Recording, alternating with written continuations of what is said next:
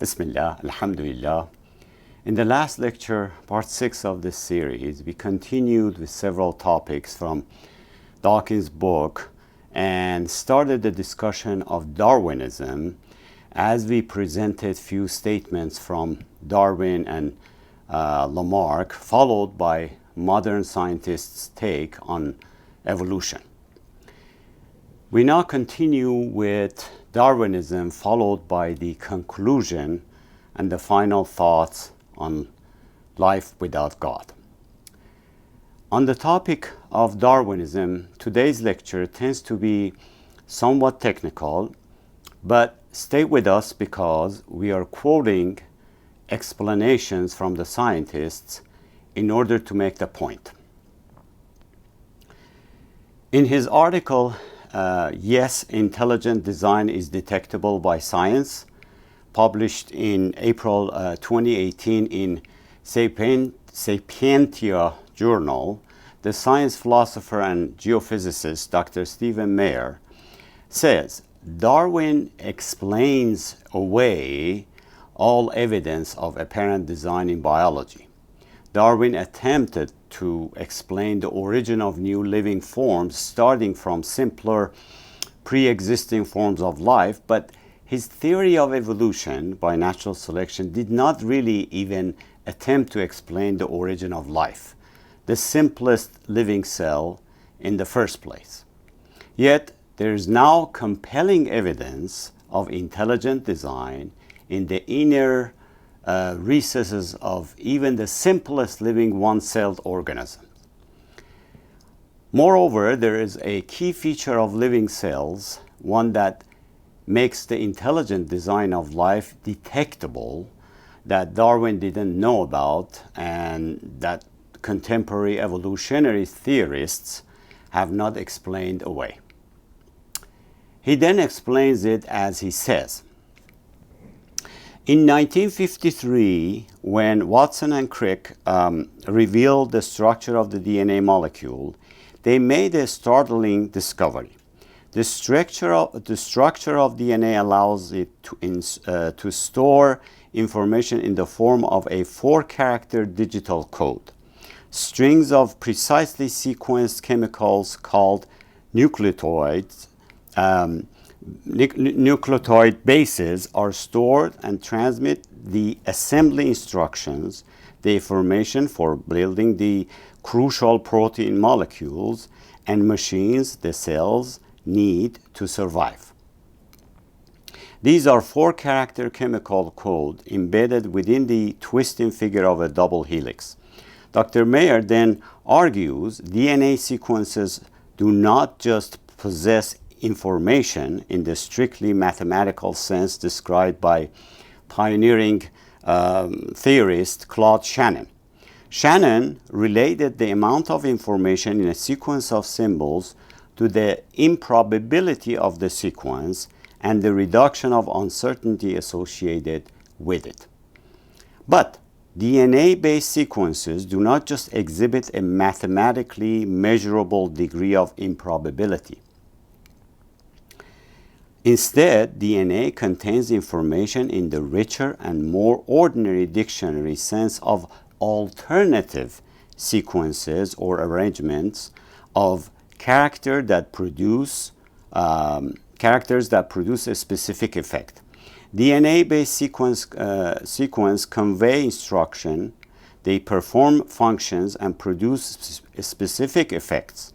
Thus, they not only possess Shannon information, but also what has been called specified or functional information.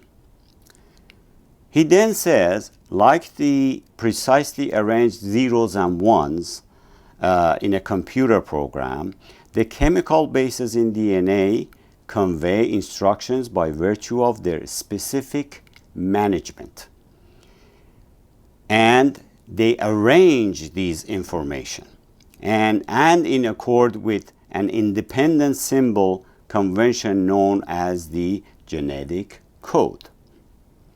Thus, biologist Richard Dawkins in his book River Out of Eden, a Darwinian view of life, notes the machine code of the genes is uncannily computer-like. Similarly, Bill Gates, in his book The Road Ahead, observes that DNA is like a computer program, but far, far more advanced than any software we have ever created.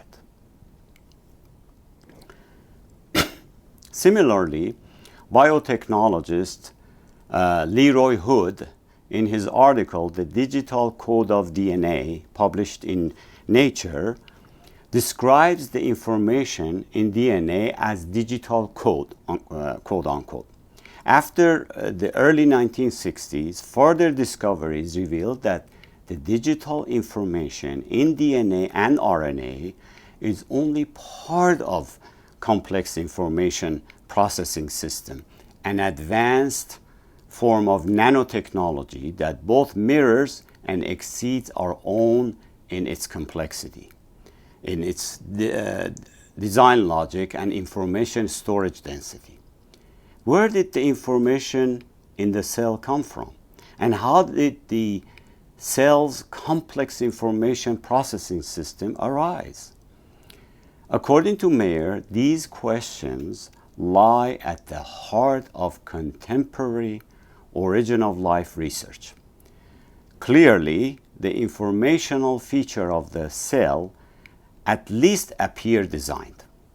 And as he shows in extensive detail in his book Signature in the Cell, no theory of undirected chemical evolution explains the origin of the information needed to build the first living cell. Why? There is simply too much information in the cell to be explained by chance alone. And attempts to explain the origin of information as the sequence of prebiotic natural selection acting on the random changes inevitably presupposes precisely what needs explaining, namely, reams of pre-existing genetic information. The information in DNA also defies explanation by references to the laws of chemistry. Saying otherwise is like saying a newspaper headline might appear from the chemical attraction between ink and paper, says Mayer. Clearly, something more is at work, he says. Yet the scientists who infer intelligent design do not do so merely because natural processes, chance, laws, or their combination have failed to explain the origin of the information and information processing systems in cells. Instead, Mayer says that we think intelligent design is detectable in living systems because we know from experience that systems processing large amount of such information invariably arise from intelligent causes. The information on a computer screen can be traced back to a user or programmer. The information in a newspaper ultimately came from a writer, from a mind, if you will.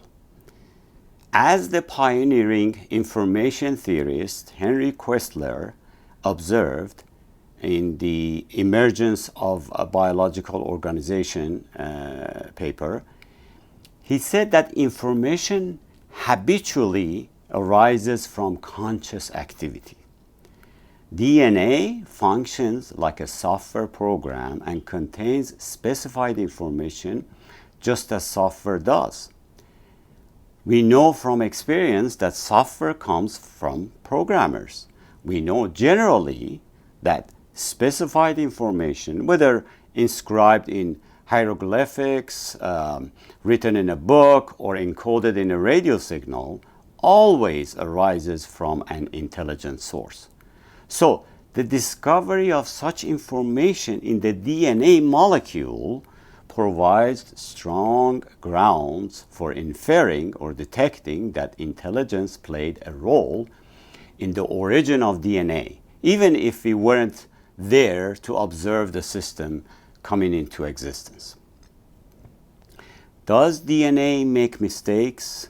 According to Mayer, DNA must reproduce itself every time a cell divides, so it is important that the code remains the same in all of an organism's cell.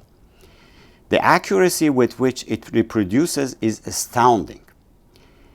From the simplest single-celled organisms to the most complex multicellular creatures. Is DNA optimally coded? 20 different amino acids make up proteins in the human body, so the 4 bases or letters must somehow code for each one. From an engineering standpoint, is DNA optimally coded? 4 letters make up the alphabet, and sets of 3 letters make up the words. Well, according to Werner Gitt, information scientist and author, there are 4 requirements for the most efficient code. Number 1, the code should use the least material to unambiguously code for at least the 20 amino acids. Number 2, as the number of characters in the alphabet increases, the complexity of the execution machinery also increases. This requires more material and results in more error during replication, transcription, and translation. Number 3, because of the DNA replication system, whereby the double helix is unzipped and each of the single strands receive complementary letters, the number of letters in the alphabet must be even. Number 4, in order to reduce error during many of the copying processes, it is necessary to incorporate redundancy. In his book, Without Excuse, Dr. Gitt concludes, from an engineering point of view, and under the criteria that were considered here, the code system used in living organisms for protein synthesis, the quaternary triplet code, is the best of all possible codes considering the 4 requirements that must be met. This testifies to purposeful design. This testifies to purposeful design. David Berlinski, the author, philosopher, and mathematician, has expressed skepticism about the theory of evolution and natural selection, particularly regarding the Cambrian explosion and the lack of major transitional fossils. We explained Cambrian explosion in the last lecture, part 6. He argues that many species appear fully formed and the fossil record shows stillness or immobility rather than continuous evolutionary change. He also questions whether natural selection is a sufficient explanation for the diversity and complexity of life, suggesting it's a collection of anecdotes rather than a robust scientific theory. Berlinski states that the cell represents very complex machinery with complexities increasing over time, which is difficult to explain by a theory. In his piece for Claremont Review, David Geltner, professor of computer science at Yale University, said, "There's no reason to doubt that Darwin successfully explained the small adjustments by which an organism adapts to local circumstances. Changes to fur density or wing style or beak shape. Yet, there are many reasons to doubt whether he can answer the hard questions and explain the big picture. Not the fine-tuning of existing species, but the emergence of new ones. The origin of species is exactly what Darwin cannot explain. Gertner cites the Cambrian explosion as one insurmountable problem facing Darwinism. That's because the fossil record shows a striking variety of new organisms, including the first ever animals, pop up suddenly in the fossil record over a mere 70-odd million years. This directly contradicts the expectation by Darwin that new life forms evolve gradually from old ones in a constantly branching, spreading tree of life. What's more, Gertner adds Darwin's main problem is molecular biology, pointing out advances in technology have brought forth vast amounts of new information and understanding about the complexity of life, all of which has shown random mutation plus natural selection cannot generate new and complex creatures. By the numbers, it is impossible. Switching gears, there are those of the scientists who say evolution is not possible because we have not had enough time on Earth. In their book, The Anthropic Cosmological Principle and Biochemistry, cosmologists, physicists, and mathematicians John D. Barrow and Frank J. Tipler say, delay estimates from experimental evidence that only some 10 to 20% of the amino acids comprising an enzyme are immutable for enzyme activity. The other amino acids can be changed by a random mutation without changing the biochemical effects of the enzyme. This means that if we take the average gene to have 1800 nucleotide bases, the standard estimate then 180 to 360 nucleotide bases are immutable for each gene. The odds for assembling a single gene are between 4 exponential to minus 180 to 4 exponential minus 360. These numbers are so incredibly small that an enzyme arises only once during evolution. There simply has not been sufficient time since the formation of the Earth to try a number of nucleotide base combinations even remotely comparable to these numbers.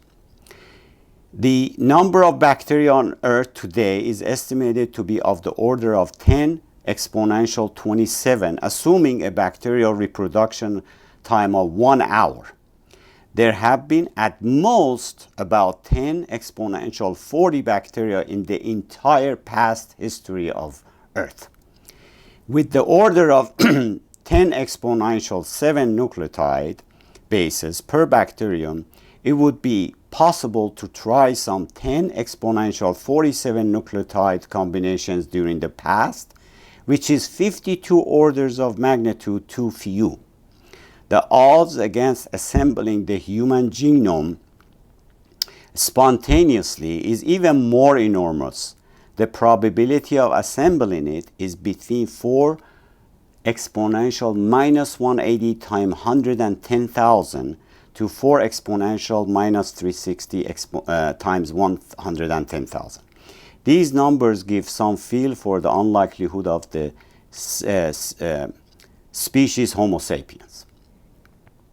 From these numbers, we can calculate that the species Homo sapiens will evolve on the average on Earth-like planets, between 10 to 400 to 10 to 800 light years. This distance estimates are large compared with the numbers of observational astronomy.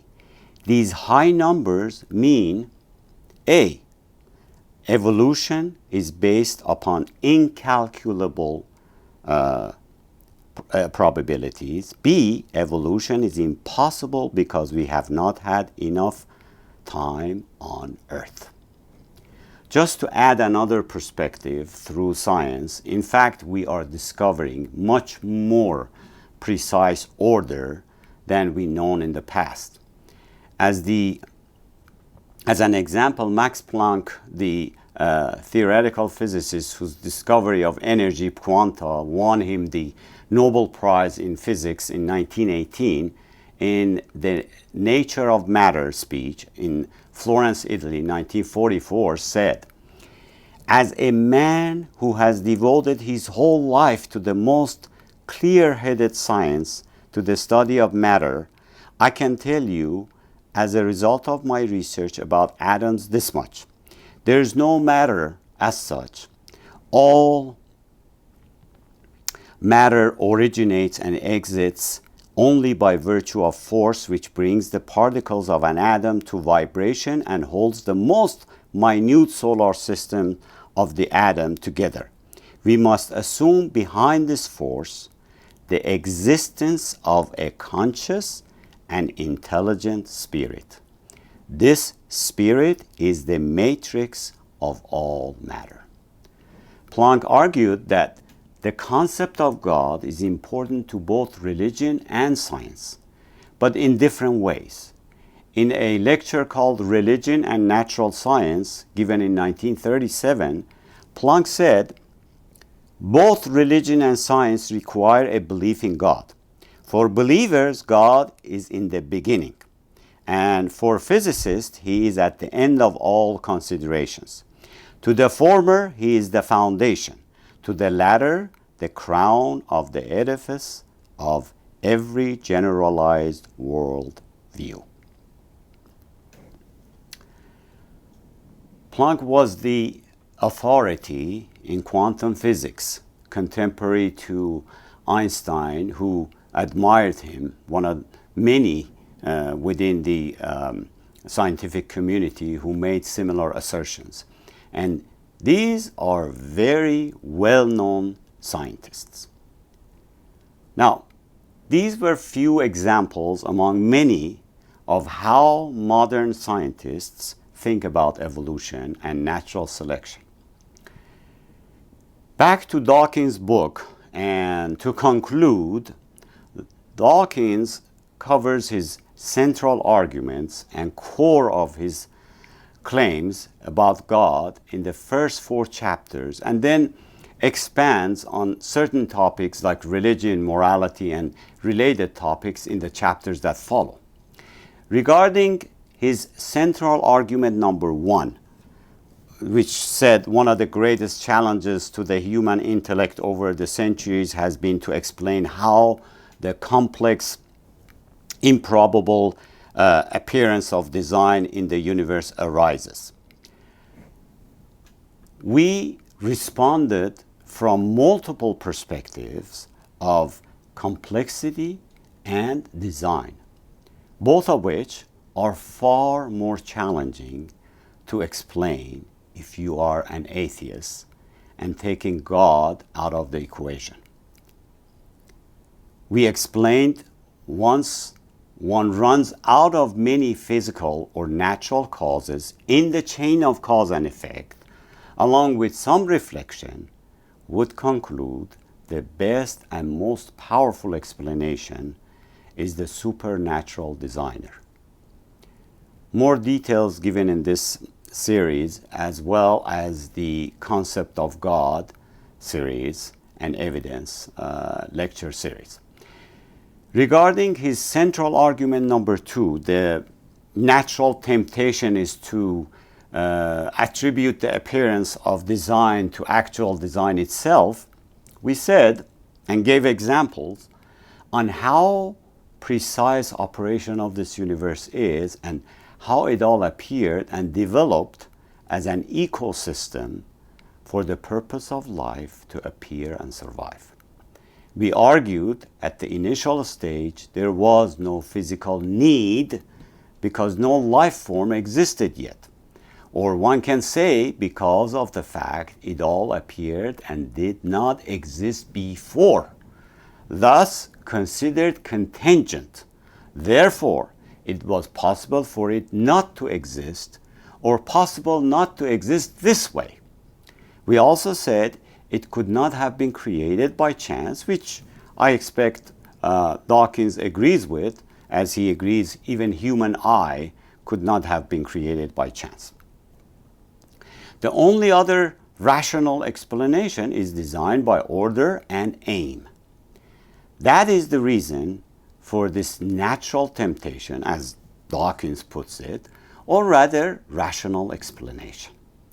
Regarding his central argument number 3, the temptation is a false one because the designer hypothesis immediately raises the larger problem of who designed the designer. We responded in detail regarding the first or original cause, both philosophically and logically, inferring which are the best explanation.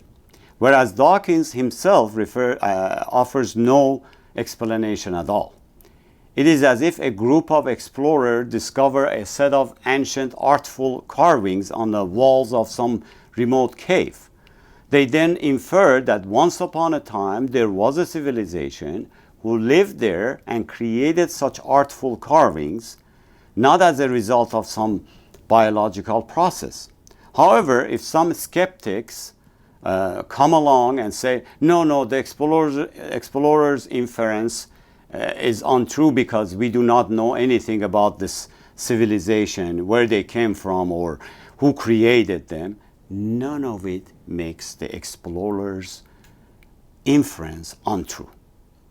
Regarding his central argument number 4, the most ingenious and powerful explanation is Darwinism, evolution by natural selection.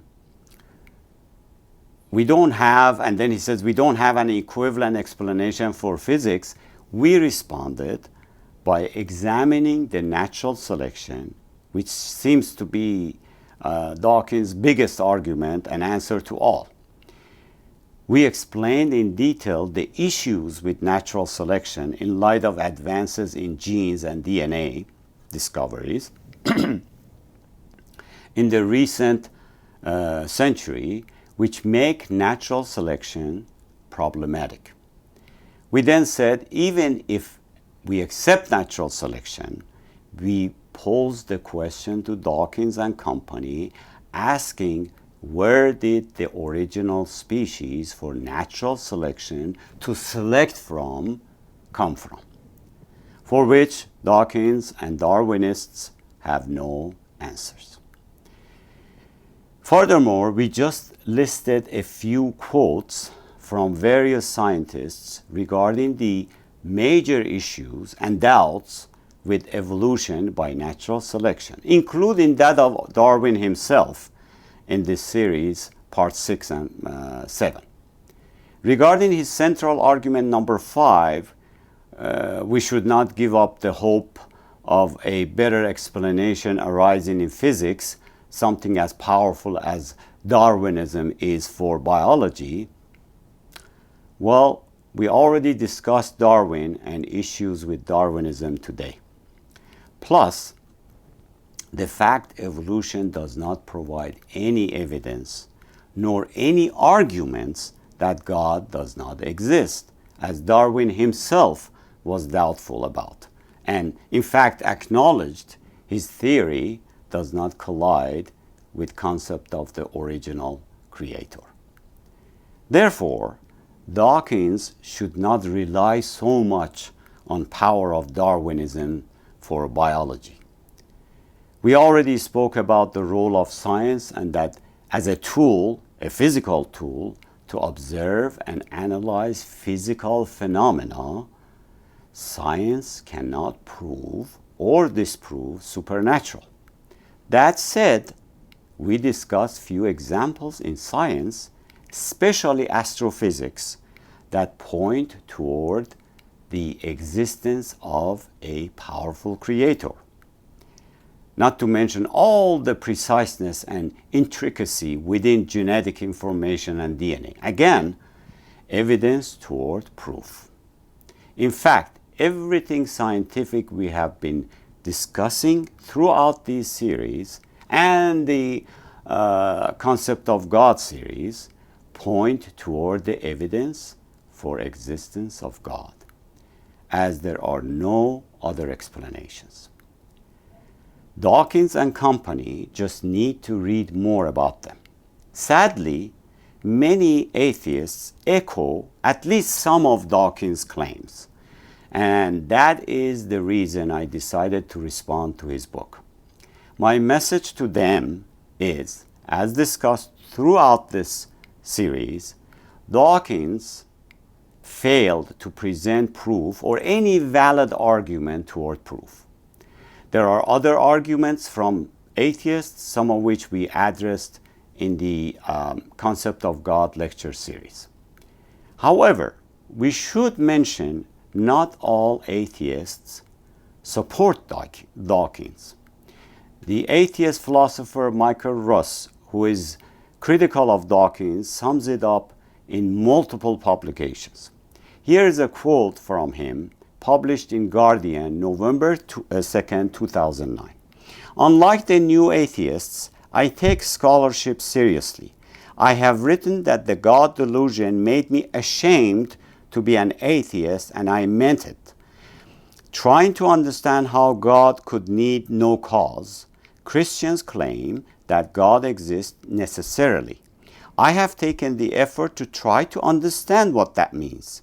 Dawkins and company are ignorant of such claims and positively contemptuous of those who even try to understand them, let alone believe them. Thus, like a first-year undergrad, he can happily go around asking loudly what caused God, as though he had made some momentous philosophical discovery.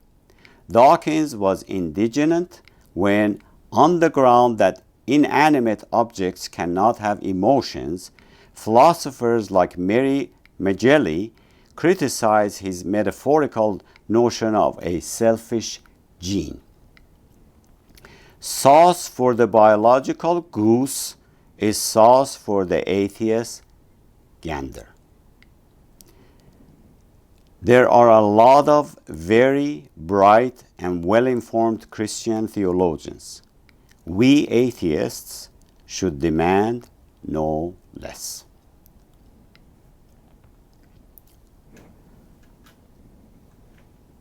Russ points out that Dawkins often misunderstands or dismisses philosophical arguments for God's existence, such as the ontological argument, without engaging with them seriously.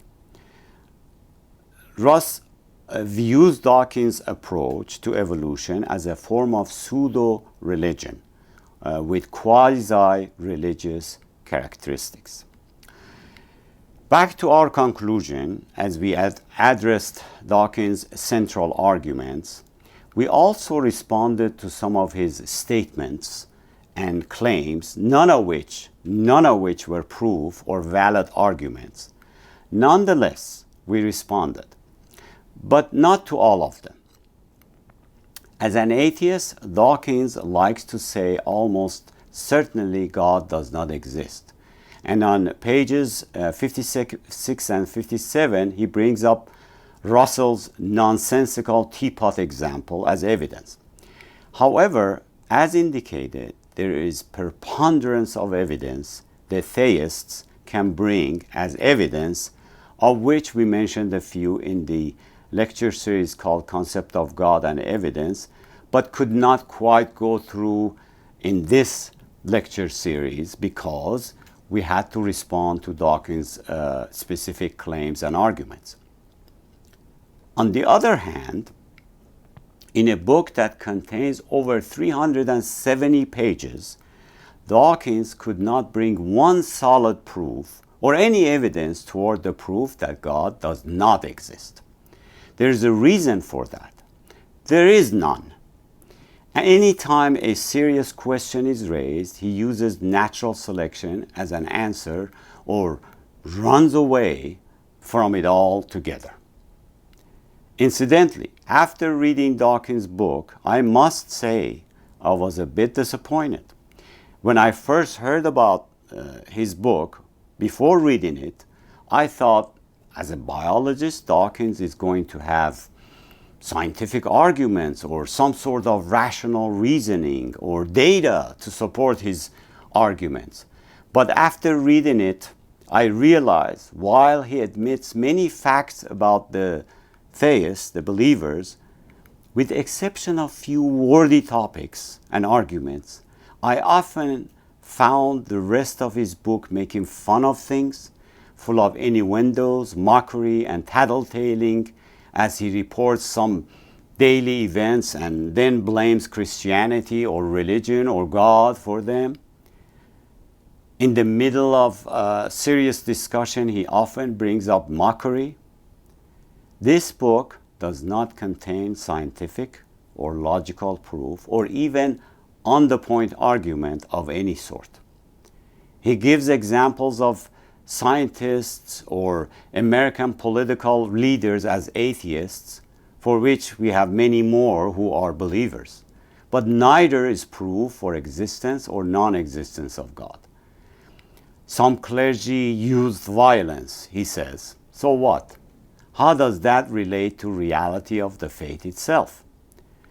I skipped many different topics he brings up because they seem obscure and vain discussions, which we would neither want to engage in nor are relevant to the main topic, to say the least.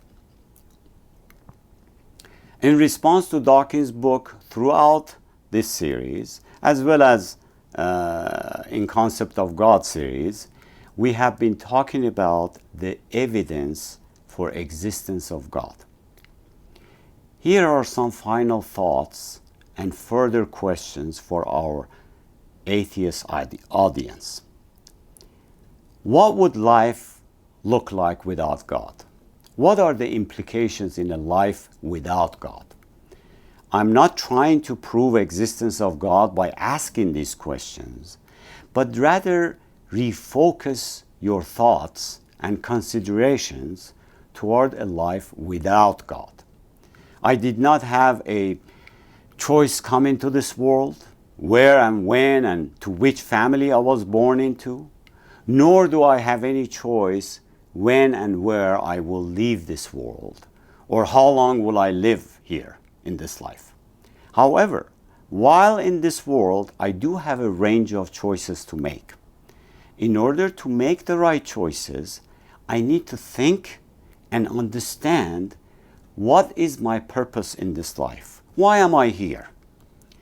Every person should ask this question of himself or herself. A believer, a theist, especially a Muslim, does have a clear answer to these questions, as he should. If we do believe there is a creator, then the question is, why did he create us? And put us on this earth for what? To do whatever we want to do and then go ahead and die? One may be rewarded for his good actions, the other may not. Some may be punished, some may not, and get away with it even. All end up in the same place, which is death. Is that all there is? I have given this example before. It is as if you start a company with a factory full of equipment, with all workers hired. Then on the first day of opening, grand opening, when they report to work, you give them no plans, no product strategy, no schedule, no rules, nothing. You tell them nothing, you give them nothing. They can come whenever they want, do whatever they want. Then one might ask, why would you create such a company? No wise person would do that. Similarly, how could this universe with its precise, elaborate scheme be created without purpose? This grand factory was created in vain just for mankind to come to this world, do few things, and then disappear? People with different actions and behaviors, the good, the bad, all to end up with the same destiny. Some people commit injustice, corruption, deception, and tyranny. Some get away with it, some may be punished. All end up the same place with death. One must think and ask, all these events, wars, disasters, injustices in this world, is this life all there is? On the flip side, some people do great things and never be rewarded for their actions. A person might live a righteous life, helping others, but have a modest living, may even suffer at times, and then he dies. Where is his reward? Where is justice? Is this the case? I would say if this is the case, life becomes a delusion, a play or in a theater with some live actors just acting, playing with nothing real.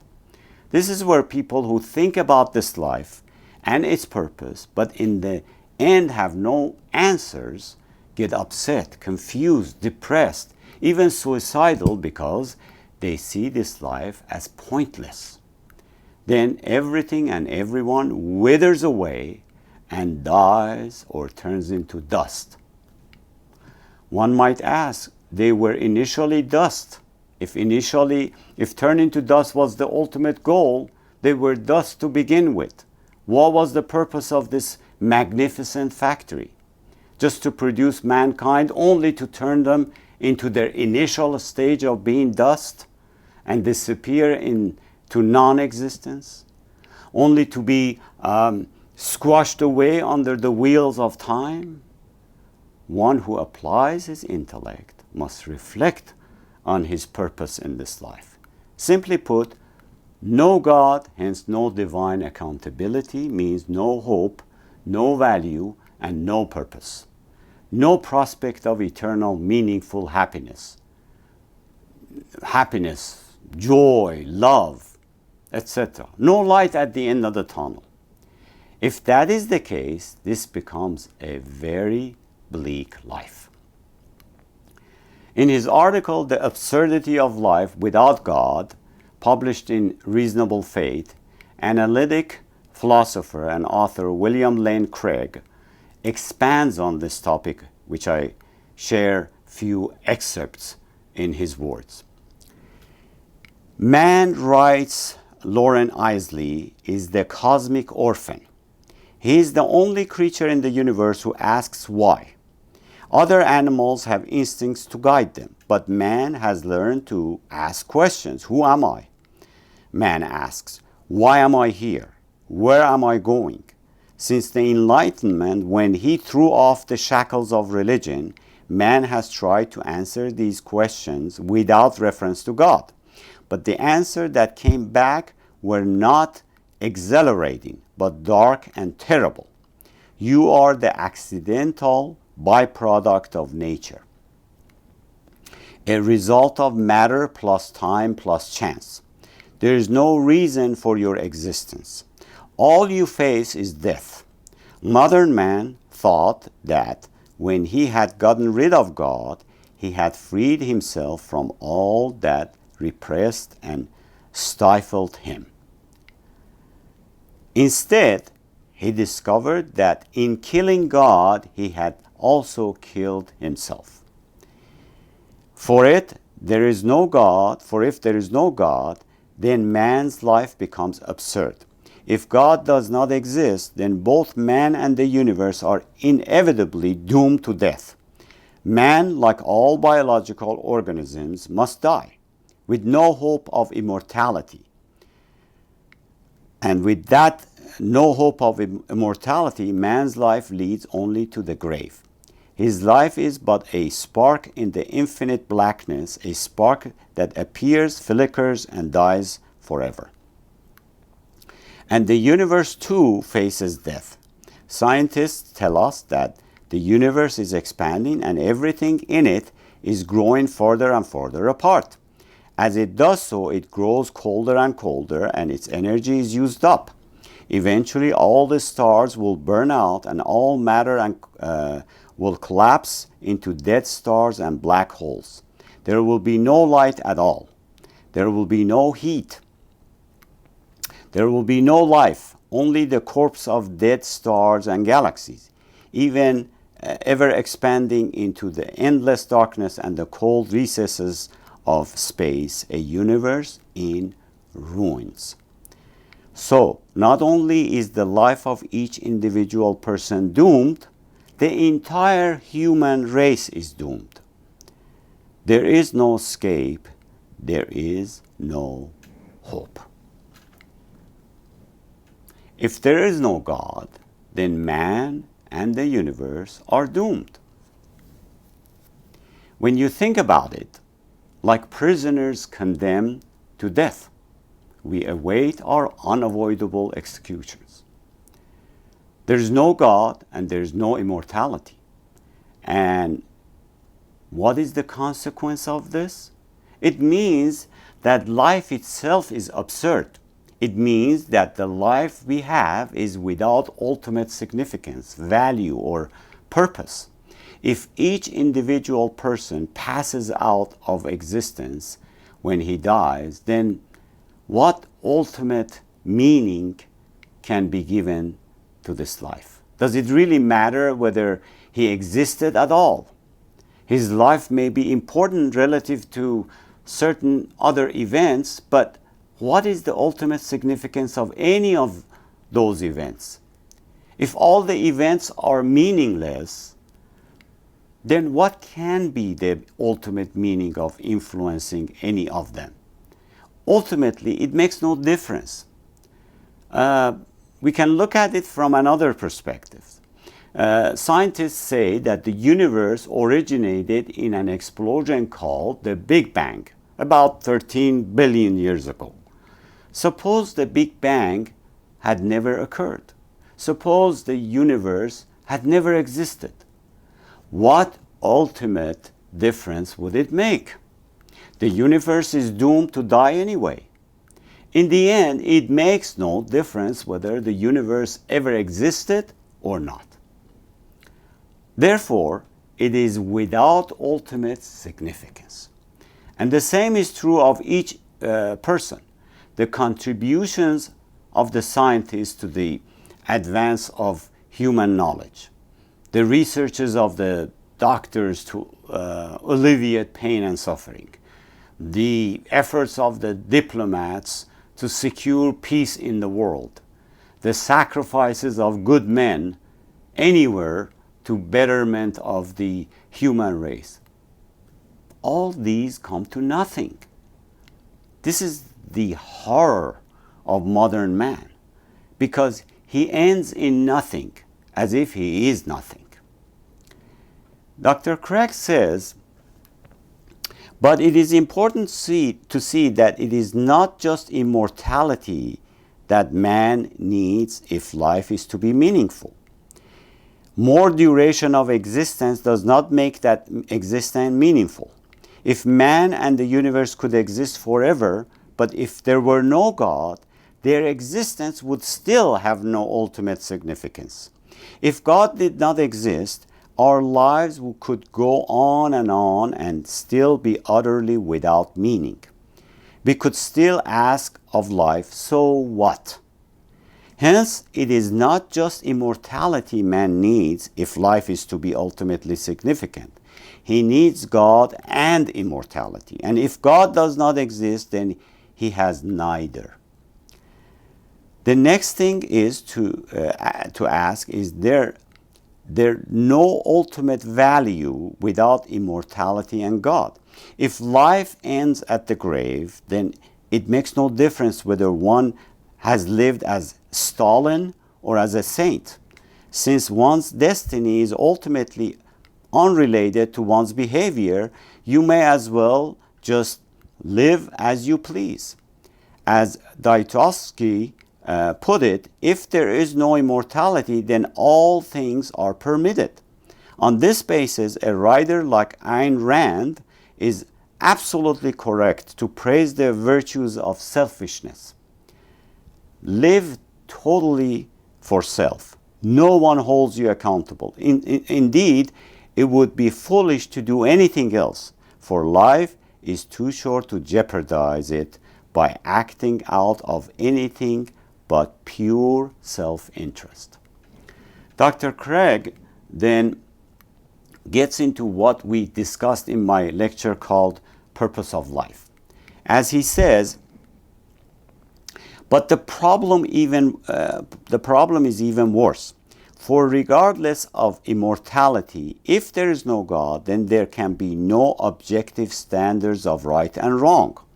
If we were confronted with in Jean Paul Sartre's word, the bare valueless fact of existence, moral values are either just expressions of personal taste or the byproducts of socio-biological evolution and conditioning.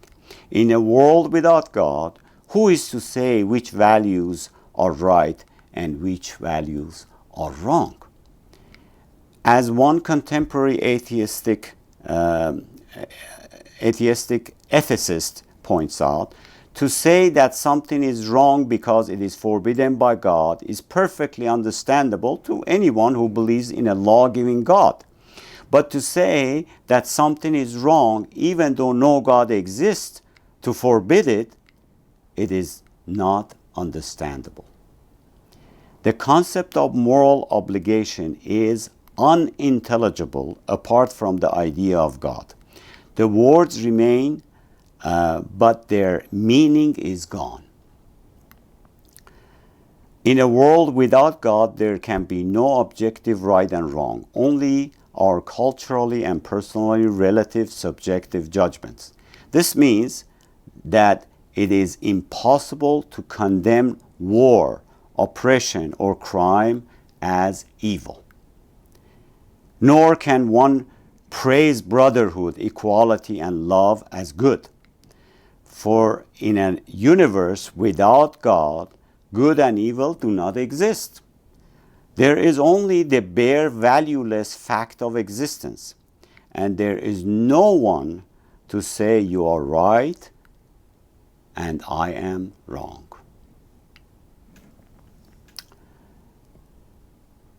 We then get to no ultimate purpose without immortality and God. If death stands with open arms at the end of life's trail, then what is the goal of life? Is it all for nothing?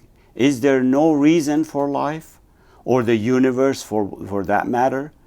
Is it not pointless?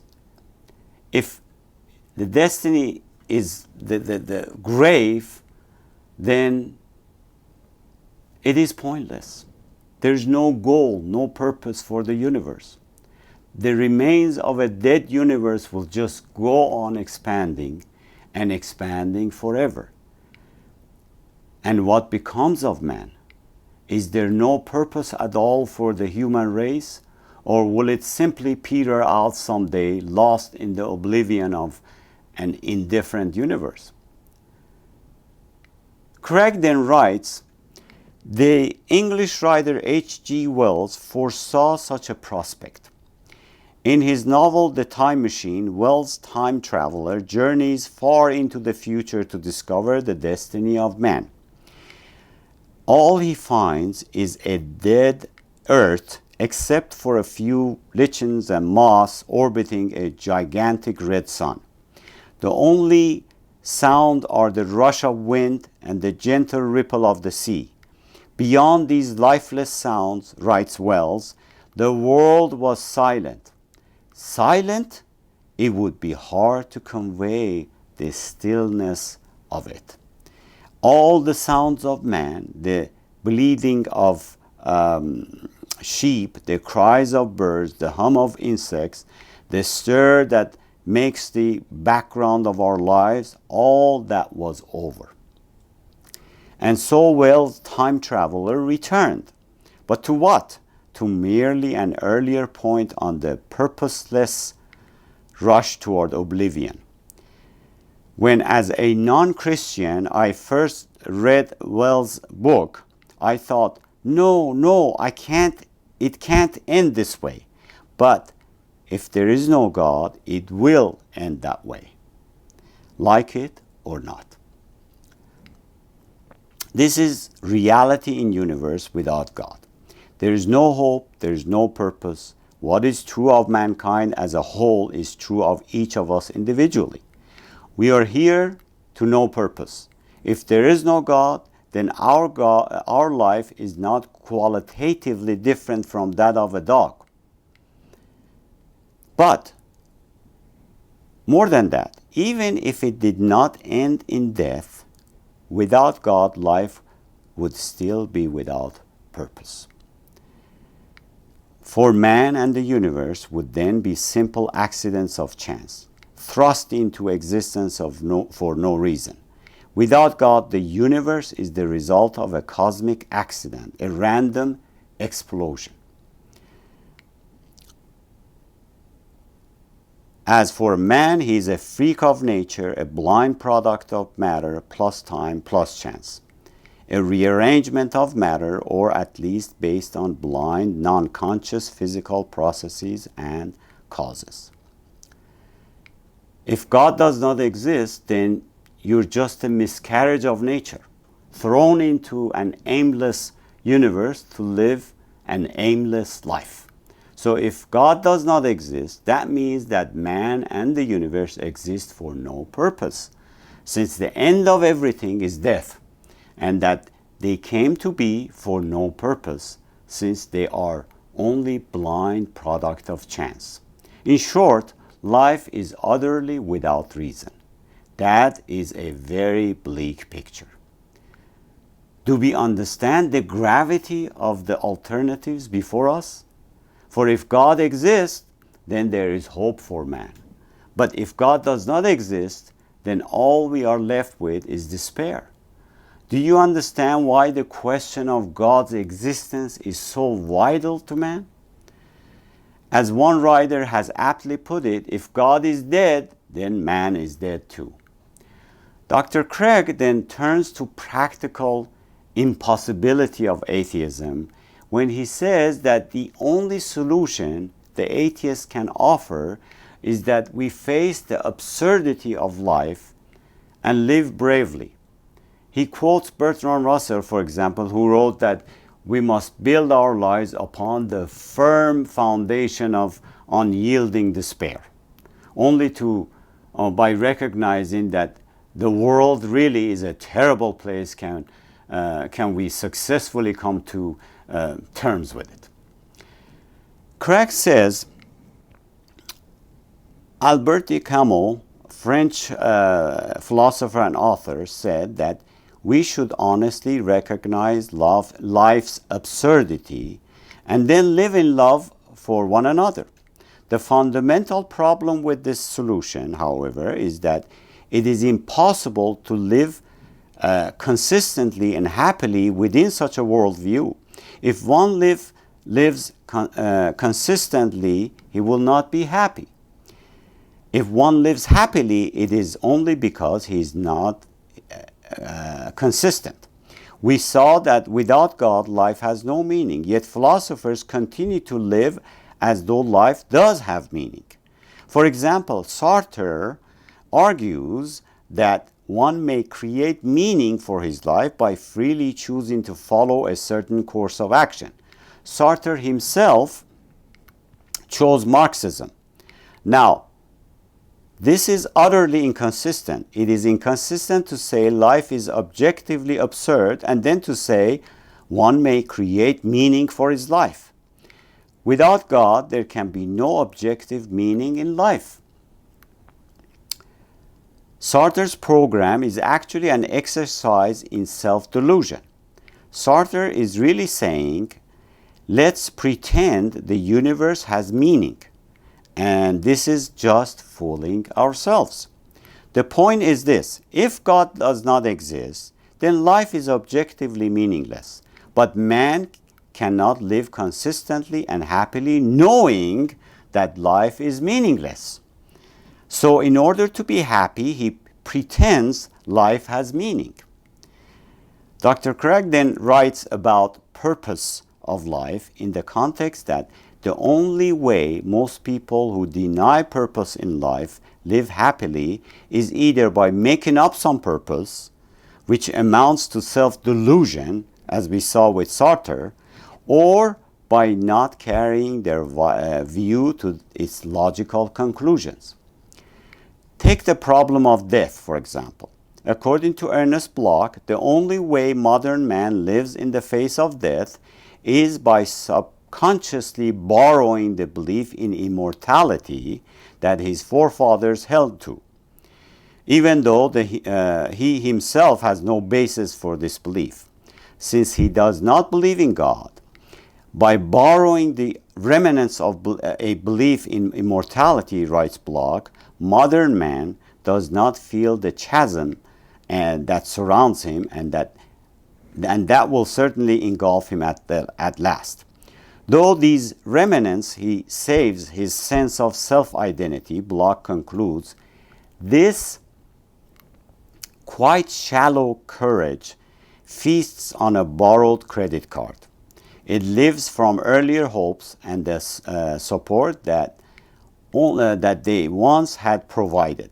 Modern man no longer has any right to that support since he rejects God. But in order to live purposefully, he makes a leap of faith to affirm a reason for living. We often find the same inconsistency among those who say that man and the universe came to exist for no reason or purpose, but also by chance. Unable to live in an impersonal universe in which everything is the product of blind chance, these people begin to ascribe personality and motives to the physical processes themselves. For example, Francis Crick, halfway through his book, The Origin of the Genetic Code, begins to spell nature with capital N. And elsewhere speaks of natural selection as being clever and as thinking of what it will do. Fred Hoyle, the English astronomer, attributes the universe itself the qualities of God.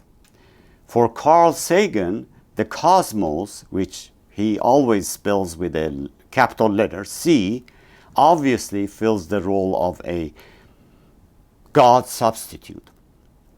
Though all these men profess not to believe in God, they smuggle in a God substitute through the back door because they cannot bear to live in a universe in which everything is the process or chance result of impersonal forces. And it is interesting to see many thinkers betray their views when they are pushed to their logical conclusion. Craig gives an example that certain feminists have raised a storm of protest over Freudian sexual psychology because it is chauvinistic and degrading to women. And some psychologists have caved in under pressure and revised their theories. Now, this is totally inconsistent. If Freudian psychology is really true, then it doesn't matter if it is degrading to women. You can't change the truth because you don't like what it leads to. But people cannot live consistently and happily in a world where other persons are devalued. Yet, if God does not exist, then nobody has any value. Only if God exists can a person consistently support women's rights. For if God does not exist, then natural selection dictates that the male of the species is the dominant and aggressive one. Women would no more have rights than a female goat or chicken have rights, says Craig. In nature, whatever is right. But who can live with such a view? Apparently, not even Freudian psychologists who betray their theories when pushed to their logical conclusions. Then take the biological determinism of a man like Francis Crick. The logical conclusion is that man is like any other laboratory specimen. The world was horrified when it learned that at camps like Dachau in the Nazis used the prisoners of war as medical experiments, as human guinea pigs. Why not? If there's no God, there's no objection. The end of this view is population control, in which the weak and unwanted are killed off to make room for the strong. But the only way we can consistently protest this view is if God exists. Only if God exists can there be purpose in life. What we can conclude from all this is that if God does not exist, then life is futile. If God does not exist, the life is meaningful. If God exists, life is meaningful. One can live a happy, peaceful life. Therefore, it seems that even if the evidence for these two options were absolutely equal, which are not, a rational person should choose God. It seems irrational to prefer death, futility, and destruction to life over happiness and meaningfulness. As Pascal said, we have nothing to lose and infinity to gain. Looking at this from another perspective, and to end our conclusion to this series, mankind is wired to worship or believe in a creator. The question has always been whom he should worship. In two lectures called Am I Not Your Lord and The Psychology of Worship, I presented a sample of studies and opinions made by scientists, thinkers, and philosophers you can refer to for more details. The fact that mankind has gravitated toward God and worship throughout its history confirms this. There are many studies on human brain and its activities when it concerns God and worship. The atheists unnaturally took God out of the equation, so when you ask them who created you, they say evolution through natural selection.